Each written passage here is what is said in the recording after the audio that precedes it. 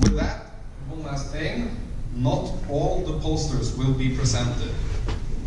Number 2 I have not received, and I have had to move number 17 until the end, just so you know. So, first, I invite you to present your poster, please. Okay, good afternoon. I'm Vytautas Sakstinas from the Lithuanian Energy Institute, and today I would like to shortly introduce you to my oral poster presentation, Uncertainties of Runoff Projections in Lithuanian Rivers. So this study focuses on the projections of 3 selected river catchments and uncertainties related to the major uncertainty sources. It is global climate models, RCP scenarios, and statistical downscaling methods. The runoff projections were created by the HBV calibrated and validated model for near and far future. And as the results, the uncertainties of projections were divided to the uncertainty sources, which I mentioned before, and between them for 3 RCP scenarios, 2.6, 4.5, and 8.5, as well as 3 GCMs and 3 statistical downscaling methods. And if you are doing something similar or interested in this study, I am waiting you at the first poster. Thank you. Thank you.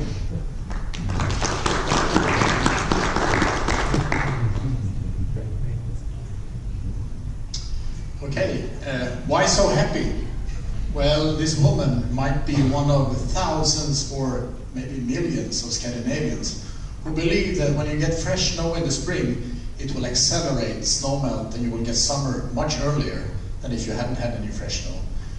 I came upon this saying about 15 years ago, and I always thought, why haven't science given any attention to this? So now we put together a dream team at SMHI, consisting of hydrologists, archive person, computer person, and we looked at this and tried to evaluate it scientifically. Is it true? How widespread is this belief across the Nordic countries? And here I would like your help, because when you come to our poster, we will put a pin where you come from and if you heard or did not hear this expression before. So I hope you can visit our poster. We're number 3. Thank you very much.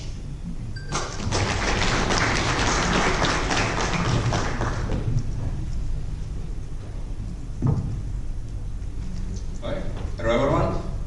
We have a poster about the biowater project. It's a Nordic Center of Excellence from the Finland, Sweden, Norway, and Denmark. So we are about 8 institutes and 5 collaborative partners as well. And we are trying to provide solution about the bioeconomical changes in our landscape related to the water quality in our rivers. So basically, since the Nordic countries are more and more shifting to the bioeconomy, we need more biomass, which is basically resulting more intensified land uses in agriculture and forestry. So in the science group, we are now trying to give some solution before we have major changes. So see you at the poster.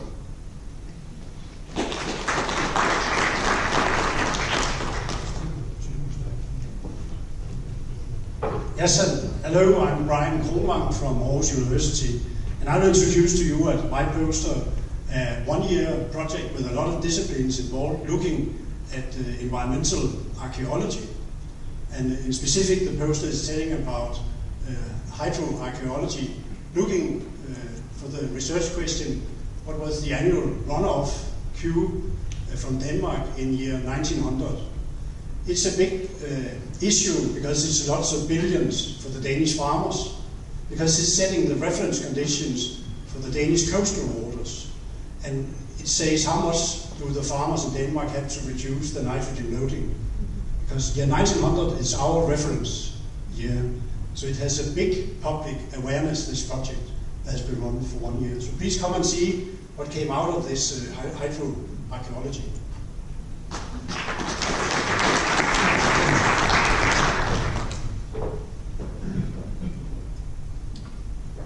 Hello, everyone.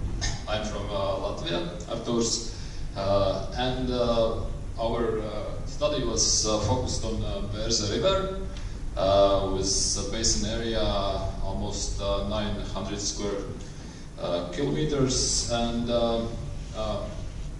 we were focused on, there's observed only runoff at the outlet of the Dehlsa River. So we wanted to separate some runoff components to increase the data for a model calibration. And we applied digital filters as well as small-scale measurements, and one method was based on a runoff response on the groundwater regime. So this is my new T-shirt produced by my wife. Thanks.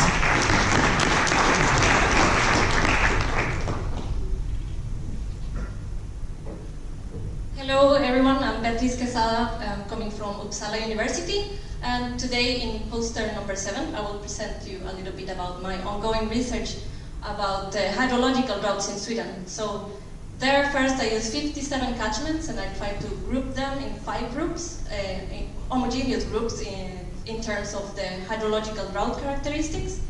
And then I tried to connect these characteristics, drought deficit and drought duration, with climate and catchment characteristics. So come by poster number 7 if you want to know more.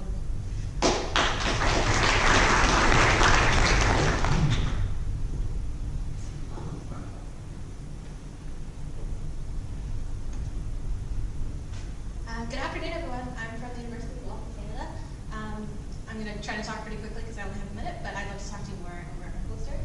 Understanding the temporal response to a rainfall event is vital with applications in flood prediction and hydraulic design, and our research looks to improve prediction capabilities and understanding of the influencing factors behind time to peak.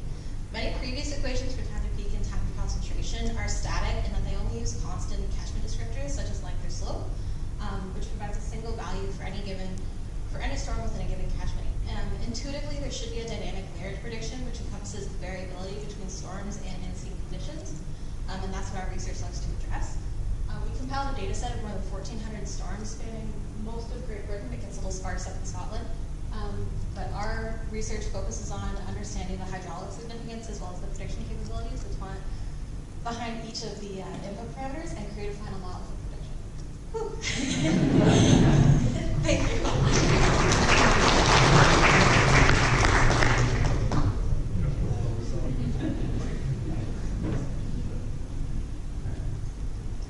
Hello everyone, my name is Diana Dultė-Lukauskienė. I am from Lithuanian Energy Institute, and I prepare for you poster about the perception of catastrophic floods in the Eastern Europe. It is a case of Nemunas River Basin. It was analyzed 2 biggest floods in that basin, and we try to find the main drivers and conditions of formation of that flood. So if you are interested to discuss about that in more detail, I will write to you, and my number is 9. Thank you.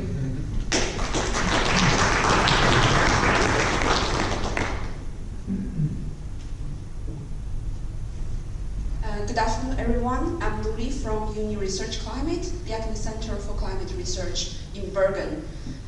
We have a newly founded project called Climate Hazards and Extremes, led by my colleague Erin Kostad. It is started from spring this year. My poster is part work of it, which aims to constrain the climate scenarios and by paleo data. So to get that, we proposed a work plan to derive paleo flood from the sediment core and try to understand the driving mechanisms by the dynamic models, including Norse ESM and World Hydro, and also the Paleo Data Archive. There are, of course, many challenges, like advice from OESM, and also we are lacking of the knowledge about snow condition in the paleo time period. But there's more details in my poster, so just come by and talk to me. Number 10. Thanks for your attention.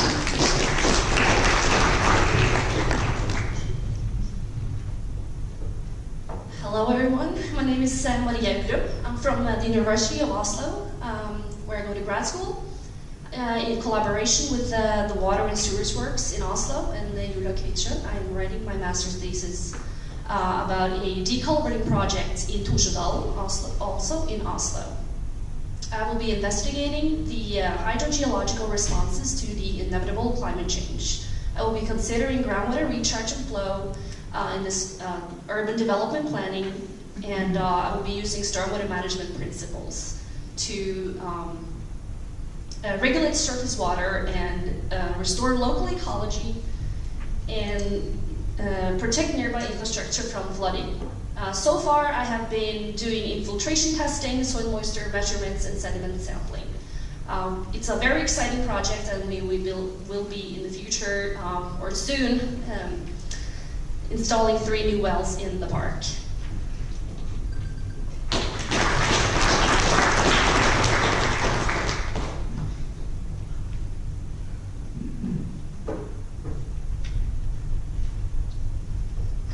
My name is Eva Bø. I'm from the Agency of Data Supply and Efficiency in Denmark, where we are working to provide better access to data and information to handle flood risk. And as part of this, I'm working on this project together with many colleagues, among other Hans-Jørgen Henriksen, who had a talk about this project yesterday also. So we are working to combine the Danish surface groundwater interaction model and a high-resolution LiDAR elevation model for development of an integrated flood warning system in Denmark. So the purpose is actually to use new data types, get access to these new data types, use them to improve the hydrological model so that it's better at modeling shallow groundwater and water level in streams.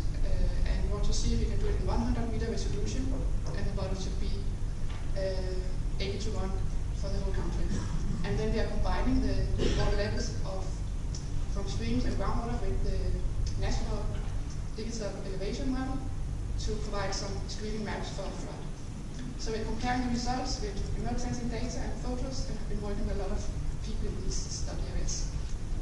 We hope you'll come and discuss with us what we have done and the results.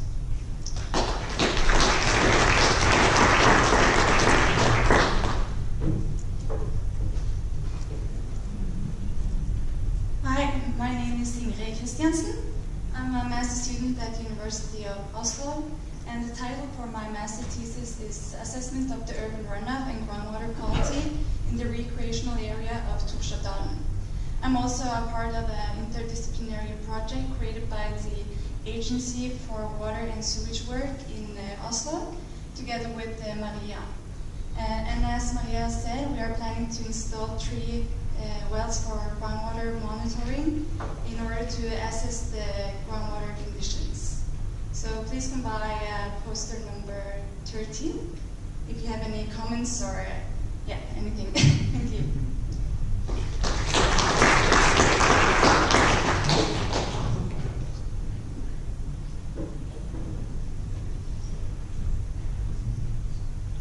Yes, hello. My name is Sverre Ammerkrud. I'm a PhD student at the Norwegian University of Life Sciences. I'm doing a PhD project on hydrodynamic modeling of stratified lakes, where one of the goals is to investigate the impact of lake stratification of increased dissolved organic carbon. That is my project in general. My project I'm presenting today, we are looking specifically at the impact of wind on the stratification process. We do this both by using real wind data, and we have a simple stochastic wind model to generate wind samples. Hope we combine poster number 14. Thank you.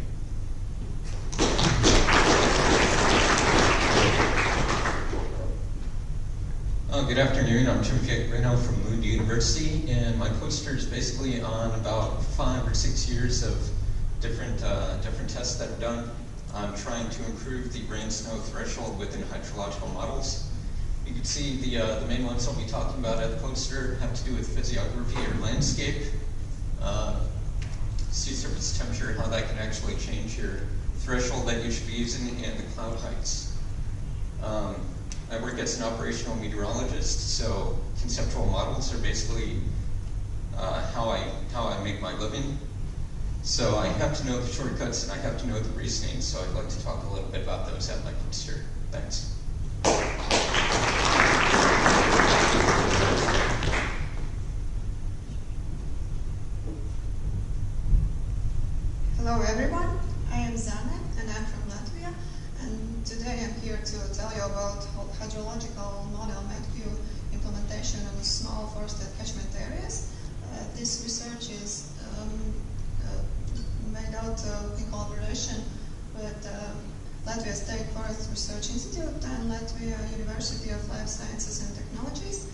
and long-term runoff monitoring data from 5 elevation system catchment areas combined with meteorological data was used to calibrate and validate this model for runoff time series, which was compared to empirical data.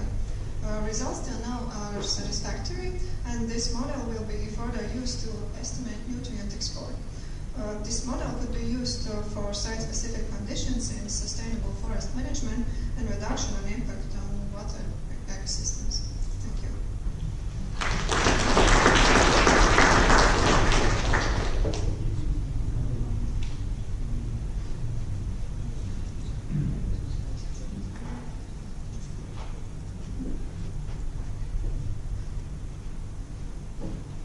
Hi, my name is Morgan. I'm coming here to represent the Icelandic Met Office.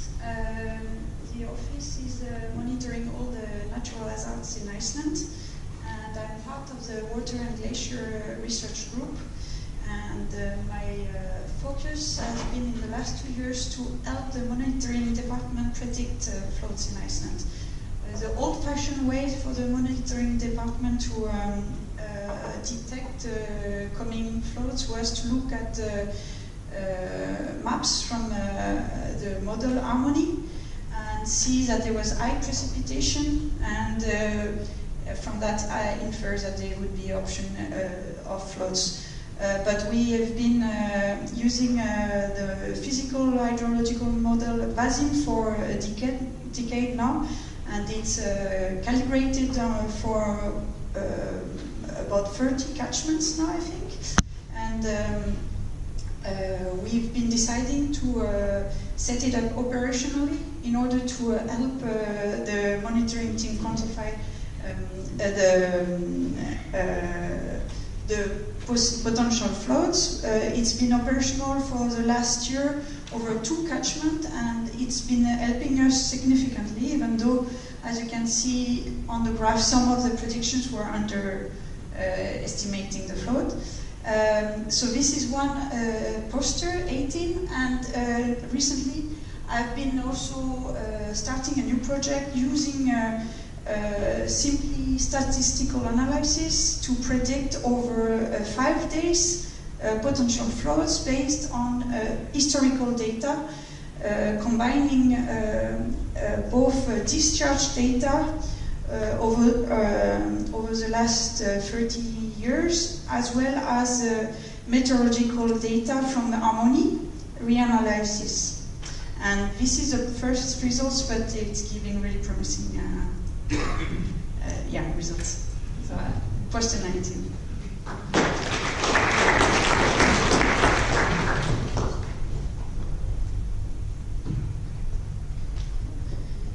Good afternoon, everyone. This is our study, it's predictive modeling of urban water consumption. What is the goal of the study? First, evaluation and comprehension of domestic water consumption. In our scale is a microscale, because microscale is a census tract.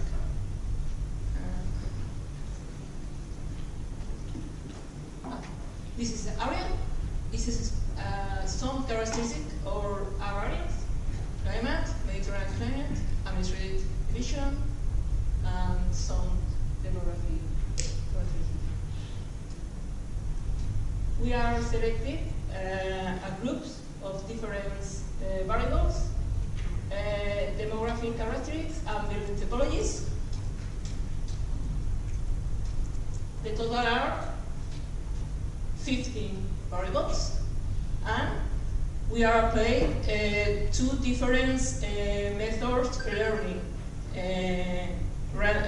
CAR, this case, and random forest. And we have different results.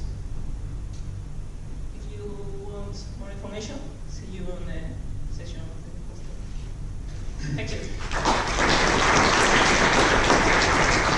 Thank you very much, everybody. I think we should give one last hand to all the presenters.